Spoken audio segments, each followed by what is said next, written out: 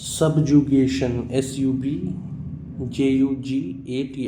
What does it mean, and how can I use this word in different scenarios?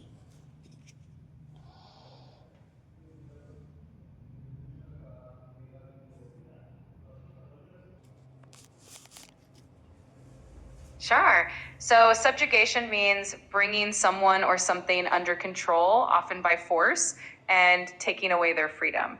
Some synonyms for subjugation include oppression, domination, and enslavement. Here are a few examples of how you can use it in sentences. 1. The revolution was a fight against the subjugation of the people by an oppressive regime. 2. History is full of stories of those who resisted subjugation and fought for their freedom. 3. The novel explores the subjugation of individual desires to societal expectations. We were born in the post colonial period when subjugation was not a restraint but had become an attitude.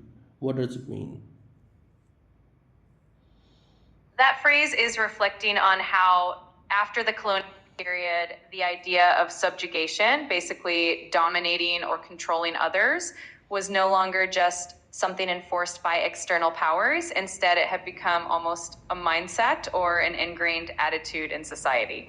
It suggests that even though formal colonization ended, the habits or attitudes of control and domination lingered on. Lingered on means?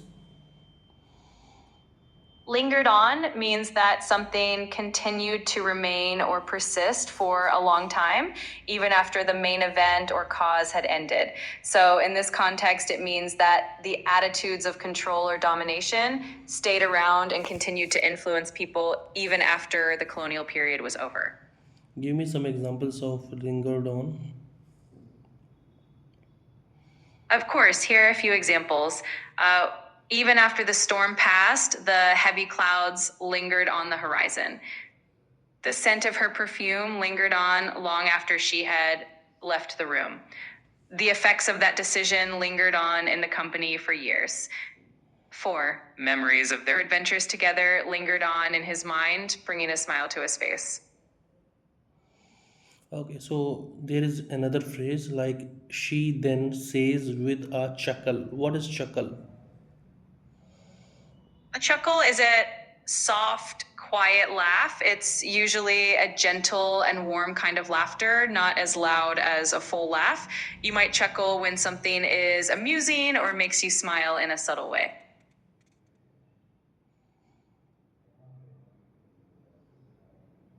We were born in the post colonial period when subjugation was not a restraint, restraint, but had become an attitude. I see you're reflecting on that phrase again. It's quite a thought provoking idea, suggesting that after the colonial period ended, the mindset of control and dominance didn't just disappear. Instead, it became more of an ingrained attitude in society. It's an interesting way of looking at how historical influences can shape the way people think and behave, even after circumstances change. Her voice booms in the hall, which is full of bubbling aspirants. What is bubbling aspirants and what is boom? When we say someone's voice booms, we mean it's loud, strong, and resonates throughout a space, kind of like an echoing sound that fills the room. And bubbling aspirants is a poetic way of describing enthusiastic, eager individuals who are full of energy and excitement, almost like they're bubbling with anticipation. So together it paints a picture of a lively room where someone's powerful voice stands out among a crowd of excited people.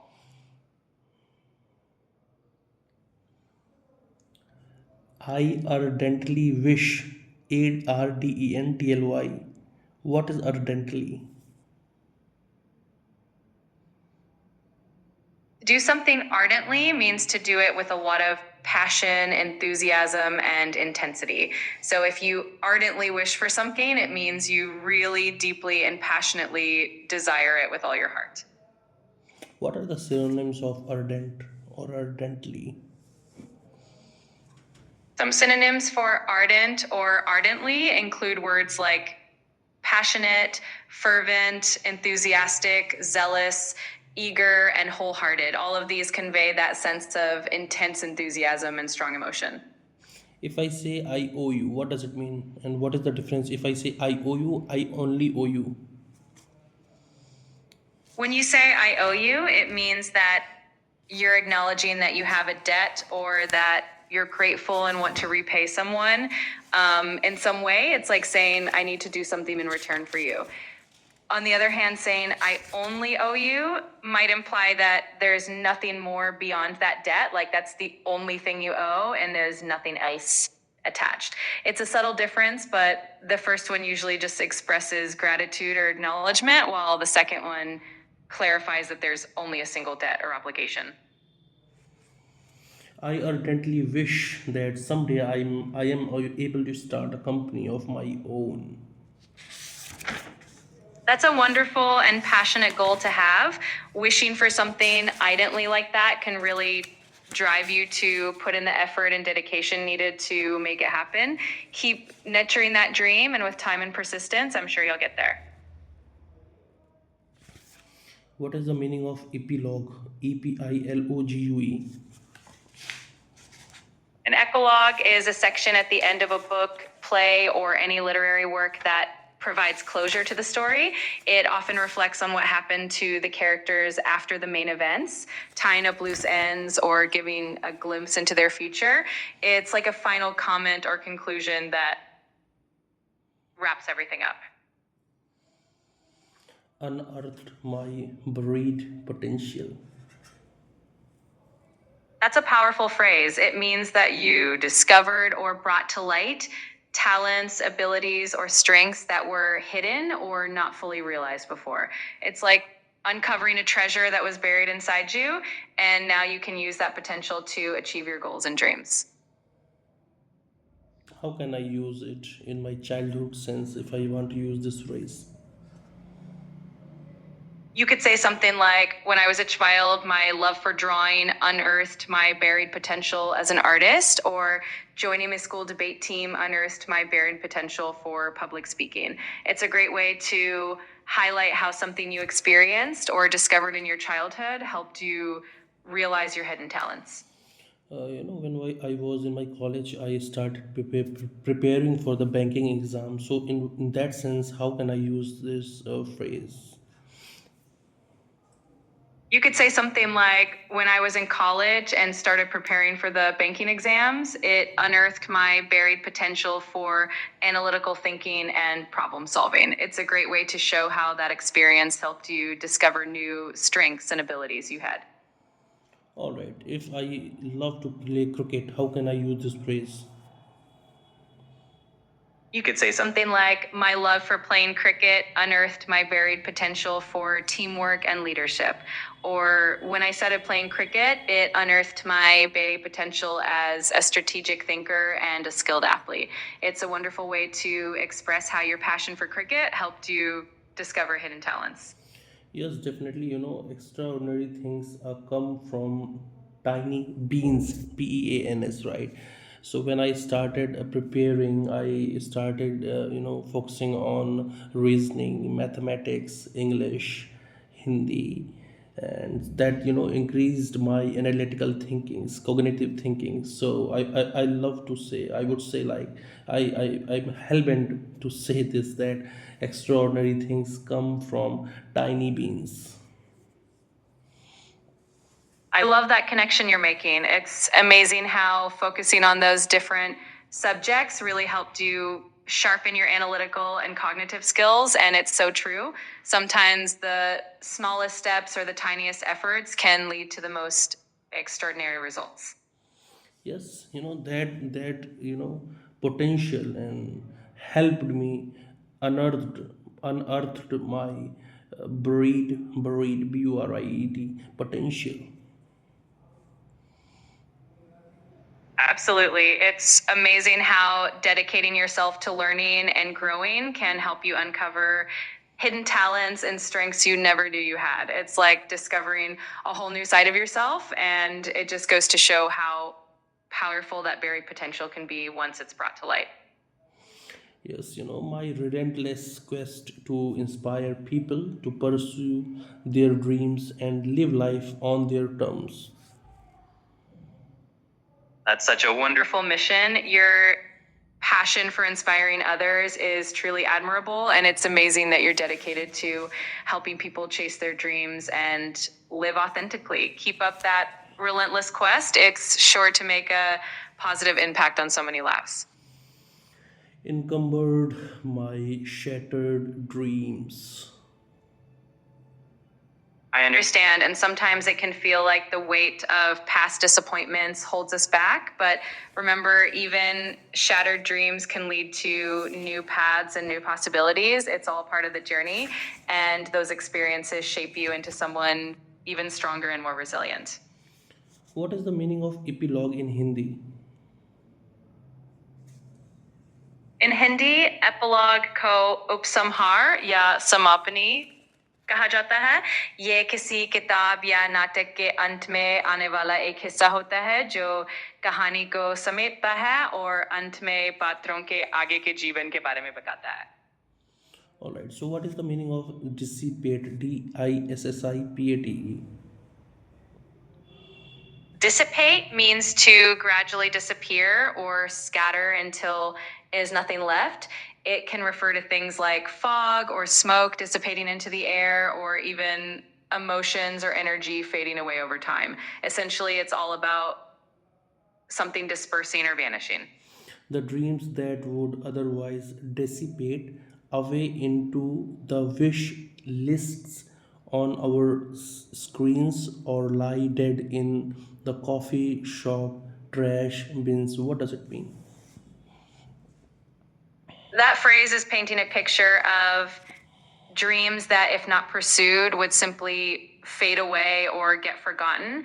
When it says dissipate away into the wish lists on our screens, it means those dreams just remain as unfulfilled wishes, maybe in an online shopping cart or a list of goals that never come to life. And when it says or lie dead in the coffee shop trash bins, it suggests that those dreams never make it beyond a casual conversation or a fleeting thought, ending up discarded and forgotten. It's a reminder to nurture and act on our dreams so they don't just fade away. The most successful people are not the most talented ones, but the stronger ones who keep at it and do everything to realize their dreams. The dreams that would otherwise dissipate away into the lists or on our screens or lie dead in the coffee shop dress bins. What does it mean? This is a really inspiring idea. It means that success often comes not just from talent, but from persistence and determination. The people who keep working hard and never give up are the ones who turn their dreams into reality. Without that effort, those dreams might just stay as unfulfilled wishes or ideas that never go anywhere. So it's all about having that strength and commitment to keep pushing forward. The journey of life is not for the faint hearted. It is equivalent to climbing the Everest.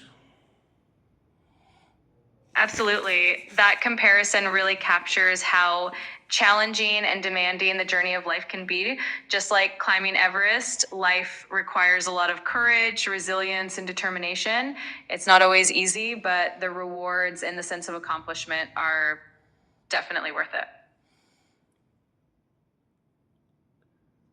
Okay, another phrase is there has to be something, a person or an endeavor, ENDEAVOUR, that you can call yours in this life. I certainly feel lucky to have both. That's a beautiful sentiment. It's truly special to have something in your life, whether it's a person, a passion, or a goal that you can really call your own. It's a source of joy and fulfillment, and feeling lucky to have both a meaningful endeavor and special people in your life is truly wonderful. What is endeavor here? Endeavor means what?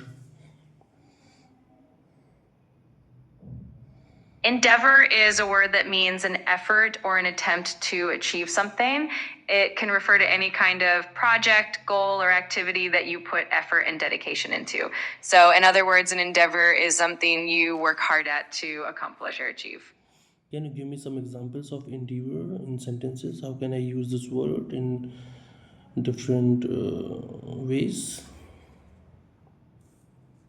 Of course, here are some examples of how you can use endeavor in different contexts.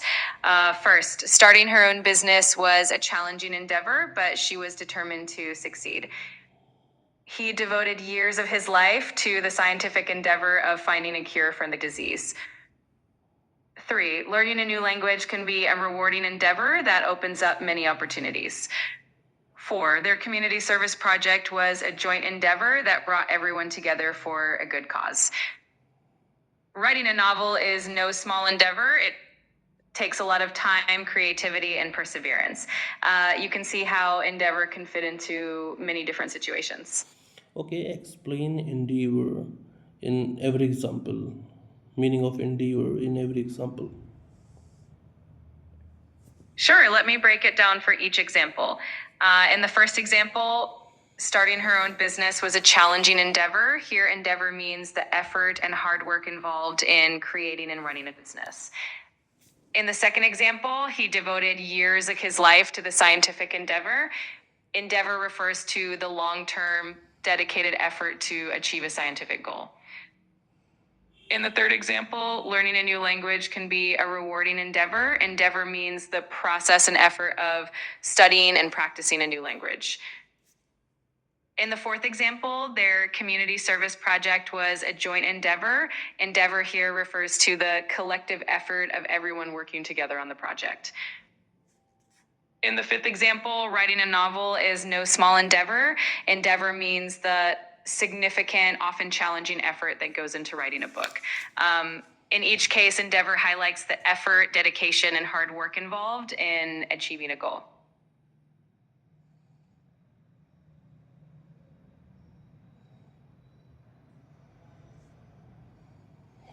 I have understood that the journey to success is a daunting one, but it is the journey that matters. To be able to live your dream, you have to hit the open road someday. You have to give up something and believe in your dream. The destination might or might not be rewarding. Life can get tough at times, but the journey leaves everlasting impressions, and hence one must learn to appreciate it. Explain this. This is such a beautiful and meaningful message. It means that while the path to achieving your dreams can be challenging and sometimes require sacrifices, what truly matters is the journey itself. Even if the destination or end goal isn't exactly what you imagined, the experiences, lessons, and memories you gain along the way are invaluable.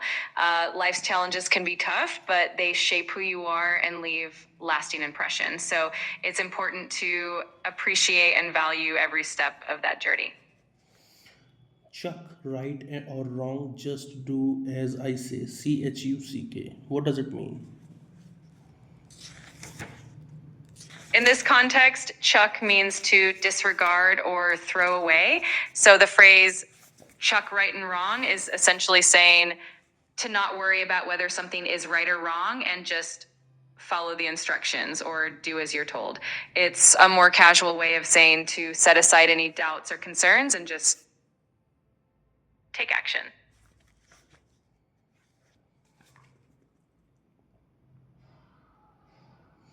I owe this life to her. What does it mean?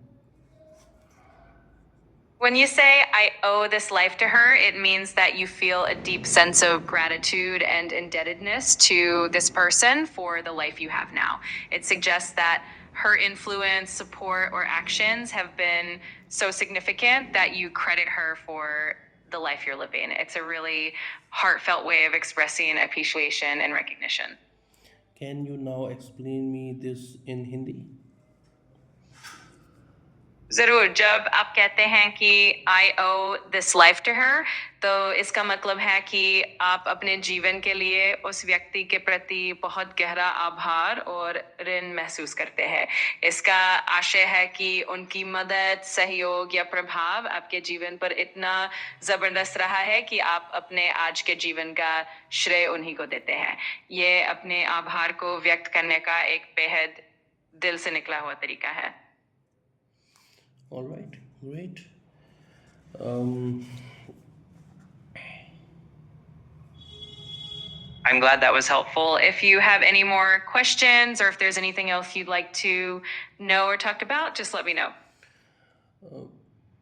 she has made her split personality her best friend during depression. What is split personality in this context? What is that? In this context, split personality likely refers to different sides of her own personality or inner self. During difficult times like depression, people sometimes rely on their inner voice or different aspects of themselves for comfort and support. So in this case, it means she's found a way to turn inward and make that inner part of herself a kind of friend and ally during tough moments. What is the meaning of scribble? Scribbles? Scribbles are quick, casual, or messy drawings or writing, usually done without a lot of care or precision. They can be doodles or random marks on a piece of paper, often made when someone is just jotting something down quickly or absentmindedly.